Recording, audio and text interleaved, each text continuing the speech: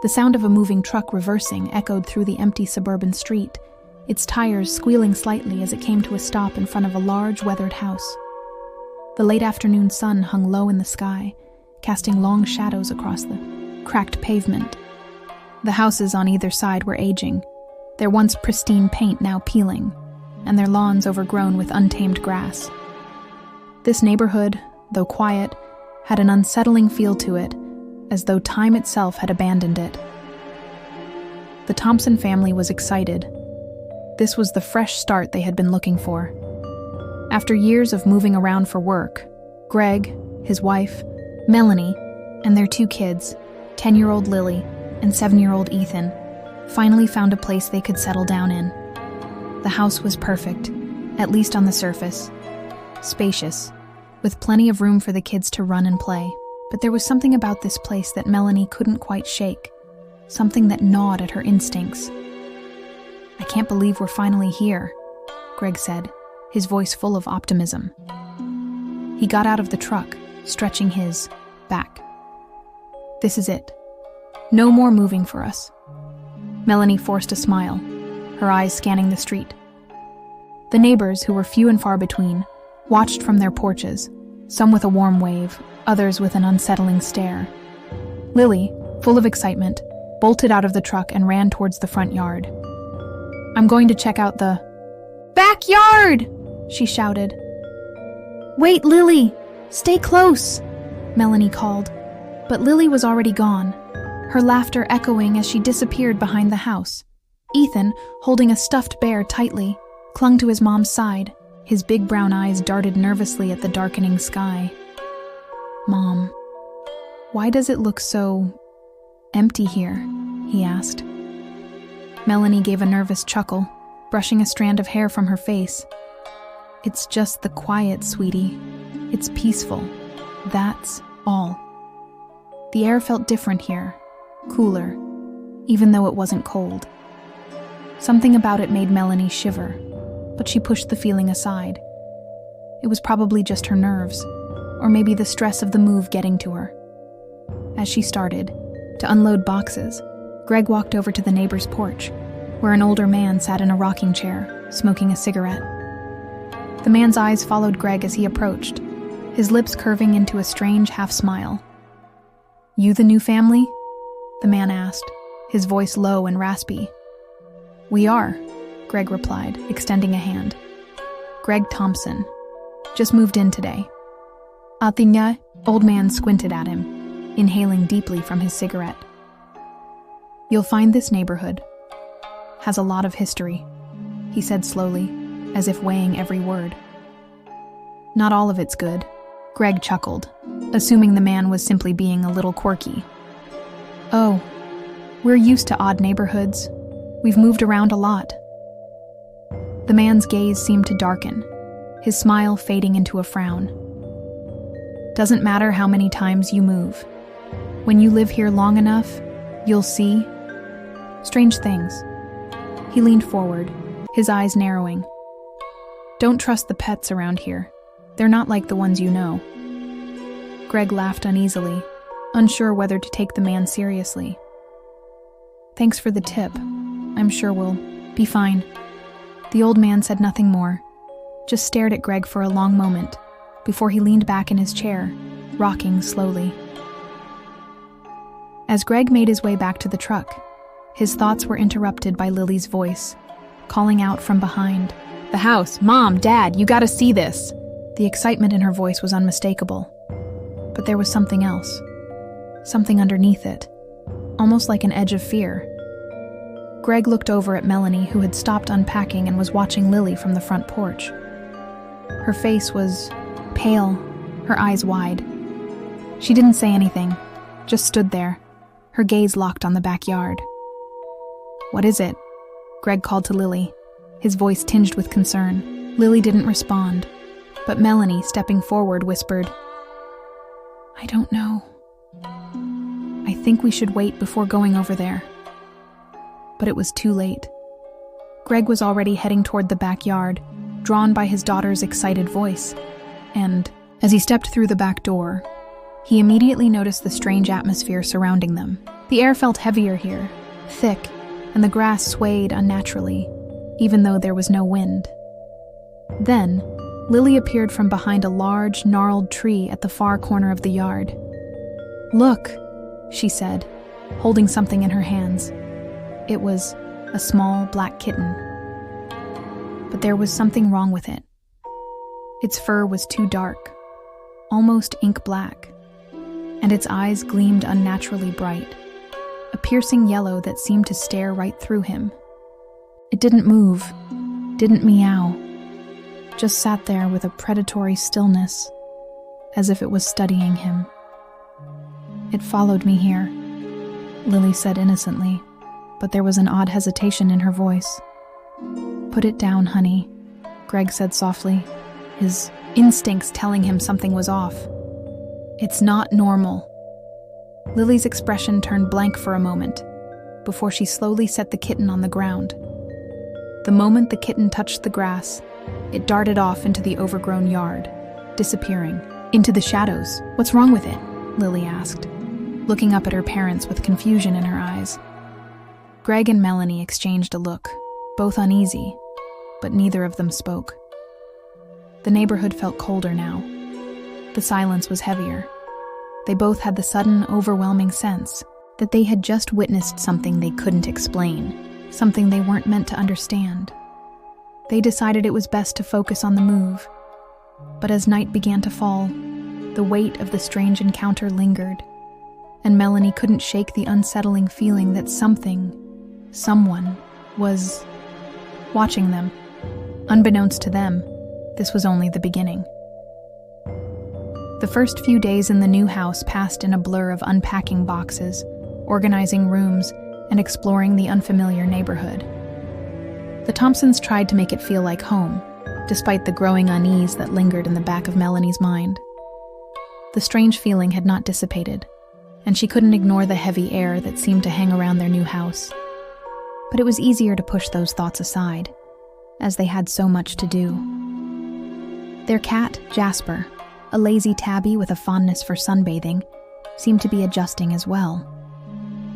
At first, he hid under the couch for a day or two, as cats often do when they're placed in a new environment.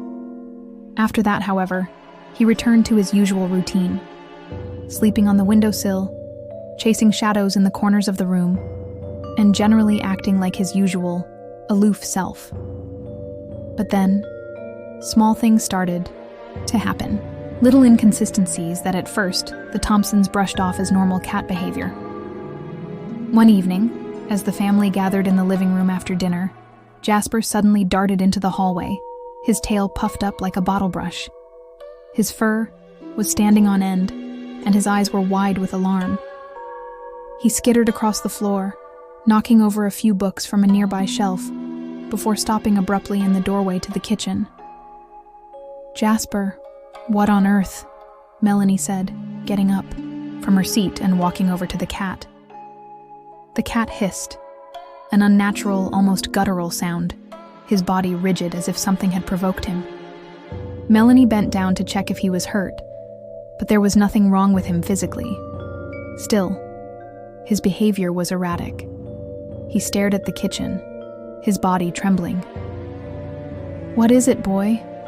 she murmured softly, though she felt a sinking sensation in her stomach.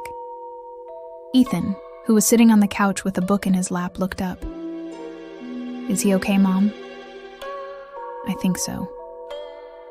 "Just a little spooked," she said, but her voice faltered. She didn't believe. Suddenly, she heard a light scratching sound at the bedroom door, followed by a soft meow. She sighed in relief, assuming Jasper had simply wandered off to explore and had gotten stuck. "Come in, Jasper," she said, reaching for the door handle and opening it a crack. But instead of a sleepy, mewing cat, she was greeted with an eerie silence. Jasper was sitting in the hallway, staring intently at the opposite end of the dark corridor. His pupils were so dilated that his eyes appeared black, like bottomless pits. His tail flicked rapidly back and forth in a way that made her uneasy. "Jasper?" she whispered again, stepping out into the hallway. The cat didn't respond.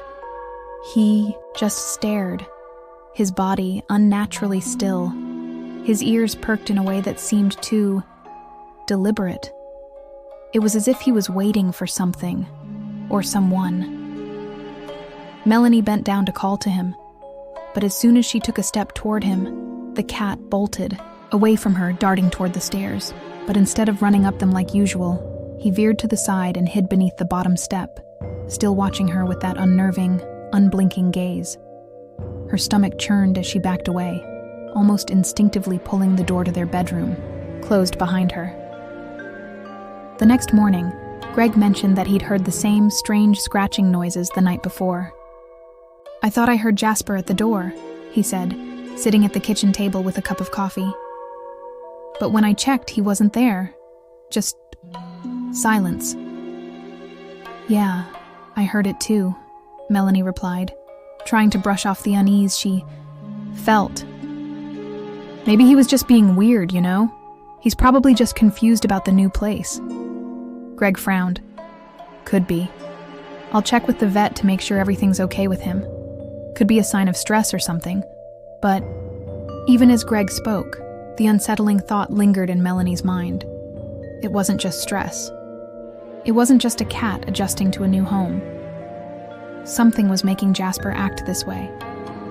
Something that didn't belong. Lily and Ethan noticed it too. As they played in the backyard one afternoon, Ethan, always the first to notice when something felt off, pointed to the corner of the yard. "Mom, look at Jasper," he said in a hushed voice. Melanie looked up and saw the cat sitting at the far end of the yard, staring at a darkened corner of the fence. His back was arched, his fur bristling as he hissed into the empty space. "Jasper, what's wrong?" "With you?" Lily asked, sounding almost worried. Melanie felt her heart race. The cat's reaction wasn't normal. It wasn't just the newness of the house anymore. There was something else going on, something deeply wrong, and she had a feeling that whatever it was, it had something to do with this neighborhood. As the days went by, the Thompsons tried to settle into their new life in the seemingly quiet neighborhood. Though there was something increasingly unsettling about the place, they focused on the ordinary, unpacking, setting up routines, and making the house their own. The strange behavior of their own cat, Jasper, became a lingering worry in the back of their minds, but they didn't dwell on it too much. After all, it was probably just stress from the move. Or so they told themselves. But the more they interacted with the neighbors, the more they began to notice something bizarre. And it wasn't just Jasper. One afternoon, as the family was sitting on the front porch, enjoying a rare moment of calm, Ethan's attention was drawn across the street. He pointed to the neighbor's yard, where a dog was pacing back and forth along the fence. It was a golden retriever, the kind of dog that would usually be seen lounging in the sun or wagging its tail at visitors. But this one was anything but friendly. "Mom, look," Ethan said, his voice soft but filled with concern. "That dog's acting weird." Melanie looked up, following Ethan's gaze to the dog. At first, she thought maybe the animal was just playing. The following morning, they went on a walk around the neighborhood. Ethan, still fixated on the strange behavior of the animals, started noticing more oddities. They passed by a house with a large tabby cat sitting on the porch.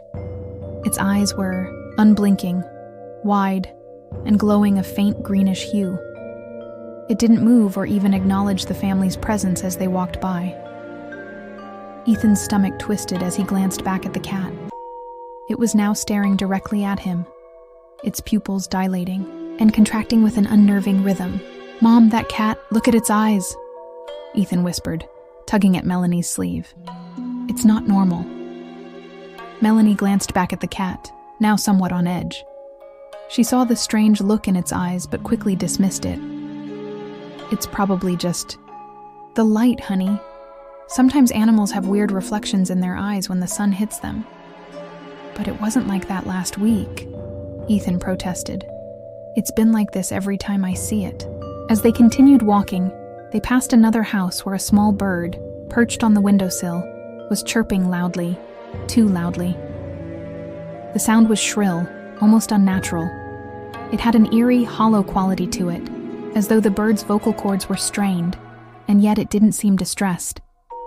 It was just wrong. Ethan stopped in his tracks, staring at the bird. "Mom, listen, the bird. It sounds like it's in pain." Melanie sighed, her patience thinning.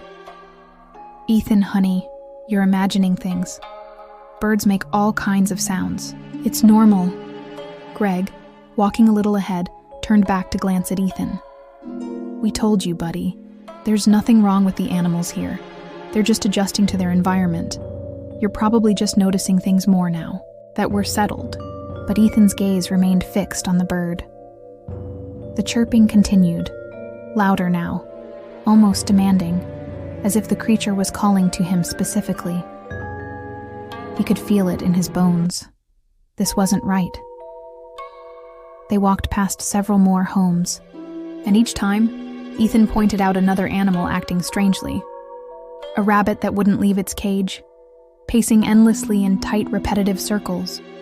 A squirrel that sat on a fence, its eyes wide and unblinking, never moving, just watching them as they passed. The unsettling pattern continued, with every animal they saw behaving in an unnatural way. At one point, they walked by a house where a woman was sitting on her porch, reading a book. Beside her was a large black dog, an imposing figure with a coat that seemed to shimmer in the sunlight. The dog, like the others, was stiff and rigid, its eyes locked onto Ethan, not in the friendly way dogs usually look at people, but with a cold, almost predatory intensity. Ethan froze. "That dog's staring at me again, Mom. It's really scaring me." Melanie and Greg exchanged a glance. They could see the concern in their son's face, but they still couldn't bring themselves to take him seriously. "It's probably just a coincidence," Greg said, his tone soft but firm. "Maybe you're just noticing things more because we're in a new place. Animals sometimes act weird, that's all. It doesn't mean anything." Ethan didn't reply. He didn't know how to explain what he was feeling, how all these animals seemed so wrong, how he couldn't shake the feeling that they were all watching him. Every step he took, he felt their eyes on him, piercing through him with something far more sinister than curiosity. That night, as the family sat down to dinner, Ethan's mind raced. He couldn't keep the thoughts from swirling in his head. He had to tell someone. But who would believe him? "I'm not crazy," Ethan whispered under his breath. "I'm not." But deep inside, he wasn't so sure anymore.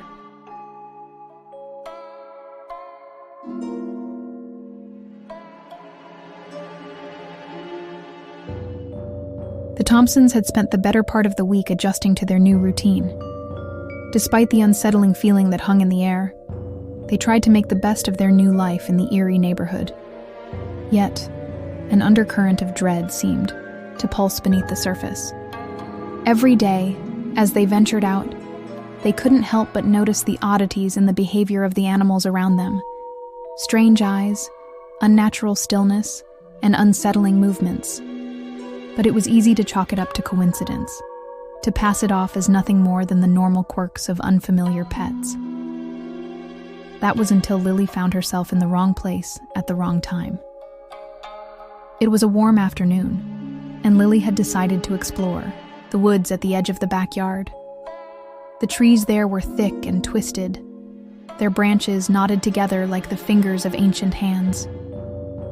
The air was dense with the scent of damp earth and pine, and the silence was heavy, broken only by the occasional rustle of leaves. Lily loved it there, even if it felt a little off.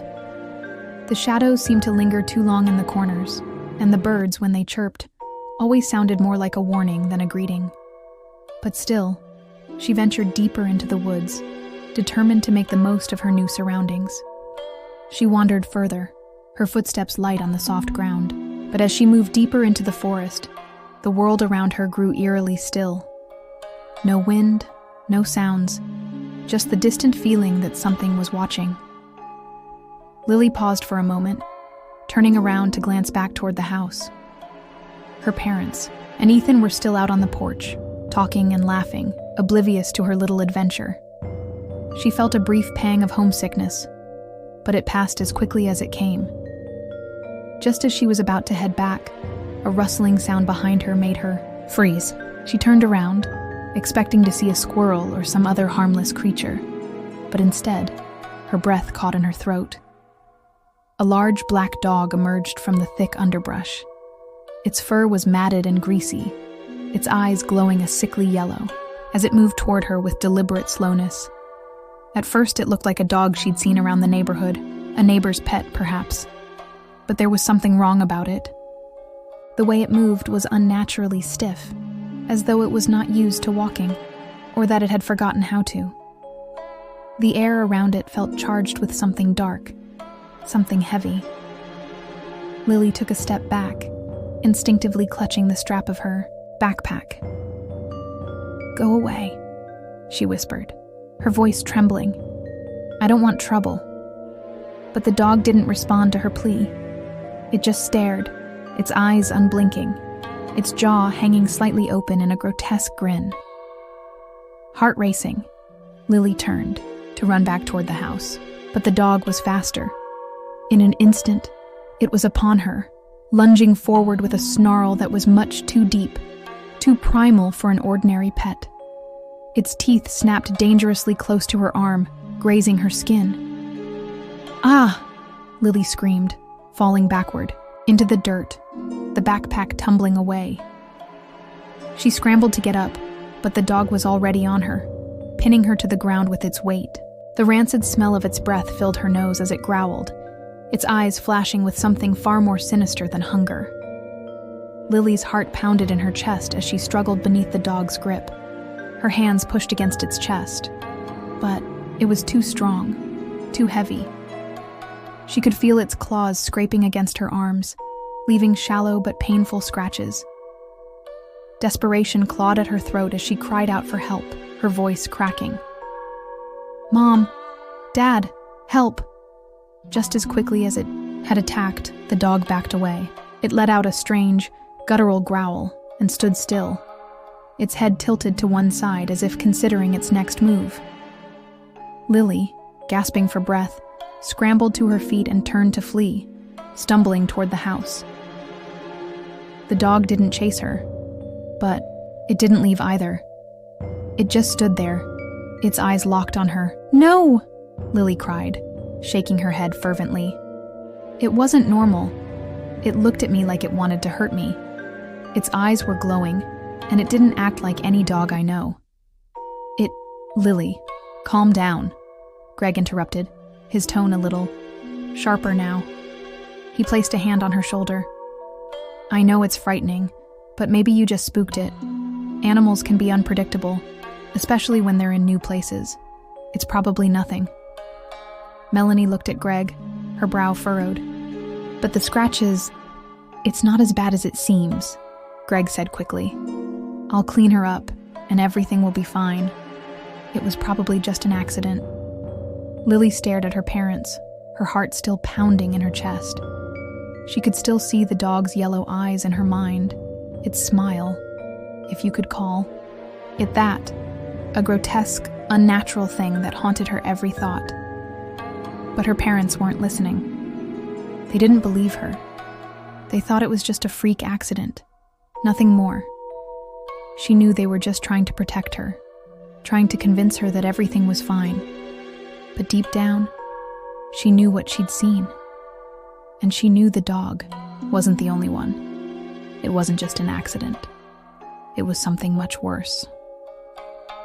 The days after Lily's attack felt like they were moving in slow motion for the Thompsons. The family tried to convince themselves that it had been an isolated incident, that the dog had been startled or acting out of character. But Melanie couldn't shake the nagging feeling that something was deeply wrong. Every time she passed the woods in their backyard, every time she saw one of the animals in the neighborhood, that eerie, unnatural stillness would return to her bones. Something had changed, and she didn't know what. But she couldn't ignore the feeling that it was connected to the animals that surrounded them. Lily's bruises had healed, but the memory of the attack haunted her, replaying in her mind like a bad dream she couldn't escape. She tried to tell herself it was just an accident, but the terror in the dog's eyes, the way it moved, unnatural and predatory, kept her up at night. It wasn't until one evening, when the Thompsons were preparing for bed, that they realized the truth. Ethan had been up late, unable to sleep as he stared out the window at the moonlit backyard. His eyes traced the familiar outline of the trees, the bushes, and the dense woods that seemed to stretch endlessly into the dark. For some reason, he felt drawn to them, a magnetism pulling him toward that twisted corner of their new world. As his gaze wandered over the yard, something caught his attention. A figure, no, a shape, moved among the trees. At first, Ethan thought it was just his imagination, or perhaps the shadows playing tricks on him. But then the shape moved again, a low, shifting mass. It wasn't a person, nor an animal he could recognize. The creature's movements were jerky, disjointed, as if it was struggling to find its footing. It seemed to move in a way that no normal animal would. Heart racing, Ethan turned to look at his parents, but they were both asleep, unaware of what was happening outside.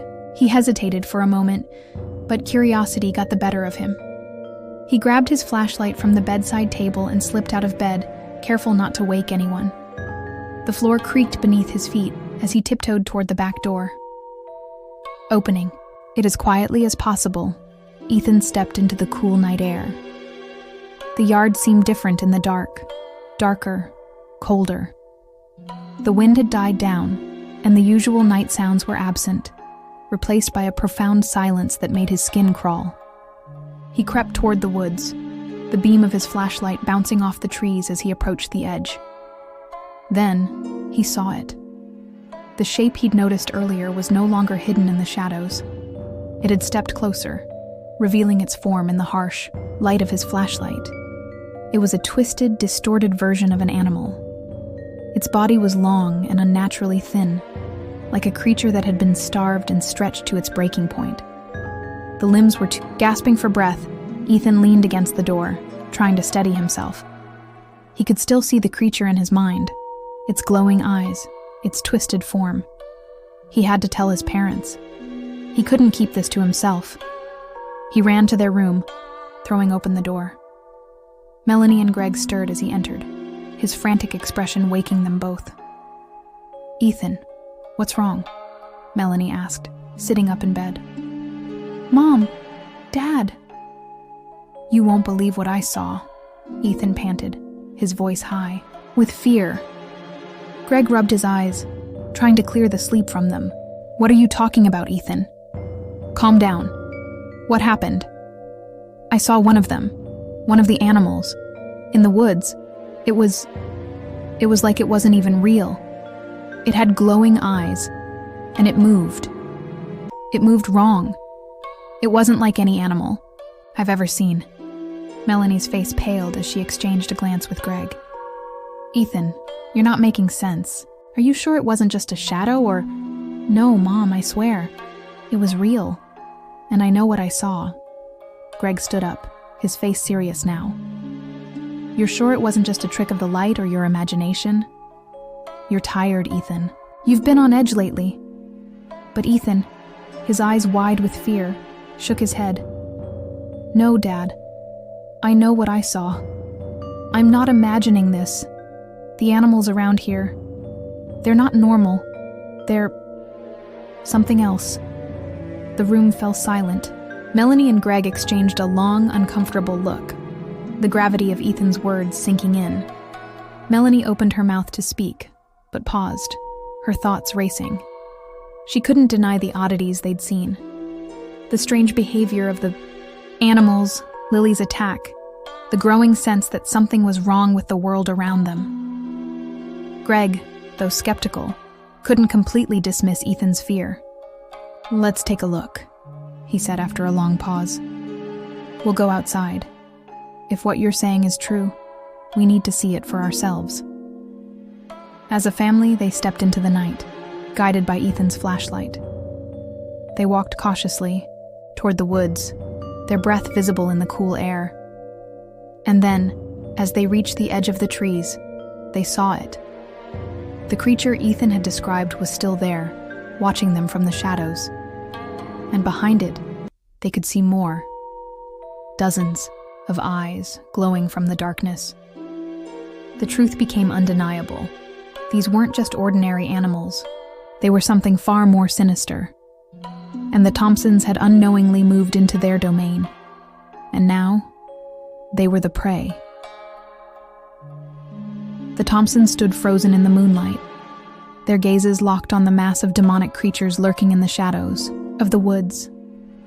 Their eyes glowed with an unnatural hue, like 1,000 tiny lanterns in the dark, and their twisted forms barely moved, except for the occasional rustle of limbs or the tilt of a head. The creatures had been watching them for days, their presence slowly driving the Thompsons to the edge. But now, standing in front of them, they understood. These were not just strange animals. They were something else entirely. An ancient, dark force that had claimed this neighborhood as its own. Greg clenched his fists, his muscles tensing. "We can't stay here, we have to get out. Now." But Melanie, her heart pounding in her chest, shook her head. "We can't just leave. Not without stopping this. Whatever it is. We need to fight back." Ethan and Lily stood close together, fear in their eyes. But there was also something else. Something hardening in them. The creatures in front of them weren't just animals. They were a threat. And the Thompsons weren't about to let their family become another victim of this nightmare. "We've already seen what happens when you don't do anything," Ethan said, his voice trembling but determined. "If we leave..." They descended into the basement, the air thick and cold. The room smelled musty, old, like it had been abandoned for years. But there, at the far end of the room, was a large rusted metal box. A box Greg had seen once before when he was moving. And at the time, he had thought it was just old junk, but now he recognized it for what it was. A containment box. A box designed to hold something in. Something dangerous. Melanie's hand flew to her mouth. "What is that?" "It's a relic," Greg explained, his voice tense. "It's used to trap things. Spirits, demons, anything that can't be, contained by normal means. I thought it was just junk. But now, I think it was put here for a reason." Ethan's eyes widened in realization. "You think that thing can stop the animals?" Greg nodded grimly. "If I'm right, it can. But we need to act fast." Greg moved to the box, pulling a key from his pocket and unlocking the rusted latch. As he opened it, a strange, ancient energy seemed to pulse from within, a thick mist swirling in the air. It was cold. Colder than anything they had ever felt, and it made the hairs on the back of their necks stand on end. Suddenly, the sound of scratching at the door echoed from above. The creatures had found them. They were coming for them. "We don't have much time," Greg said, his voice hard with resolve. He reached into the box, pulling out a vial filled with a dark, viscous liquid. "This is what we need to do. We need to spill this on the ground outside. It's a binding agent, something that will trap the creatures in this place. It will break the connection they have to the neighborhood." Melanie's stomach churned as she watched Greg pour the dark liquid into a bowl. "And this will stop them? For good?" "It should," Greg said. "If we can get it out there before they reach us, we can close the portal. After that, they won't be able to come back." Ethan and Lily nodded, but they knew the risk they were about to take. They had seen what those creatures could do, and the Thompsons were about to face it head-on. Greg grabbed a torch from a nearby shelf and lit it. The basement flickered with the dancing shadows as the family made their way back upstairs.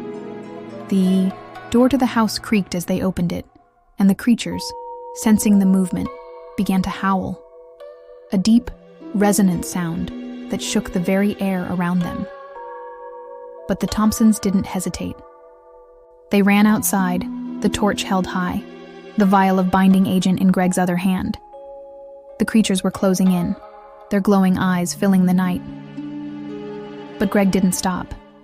He poured the liquid onto the ground in front of the house, chanting words that were foreign to them all, words that seemed to resonate with the very earth beneath their feet. The air trembled as the creatures halted, their movements slowing. The glow in their eyes flickered, dimming. A low, guttural noise rose from the ground, like a growl that came from deep within the earth. The family watched, breath held, as the creatures began to struggle against an invisible force, the connection between them and the neighborhood breaking. With a final, tortured howl, the creatures began to disintegrate, their forms twisting and evaporating into the night air, leaving only a faint, lingering stench of decay behind. And as the last one vanished, a deep silence settled over the yard. The Thompsons stood there, panting, the adrenaline still coursing through their veins.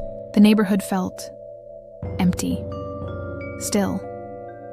The unnatural weight that had hung over them for so long seemed to lift, leaving the air clear and light.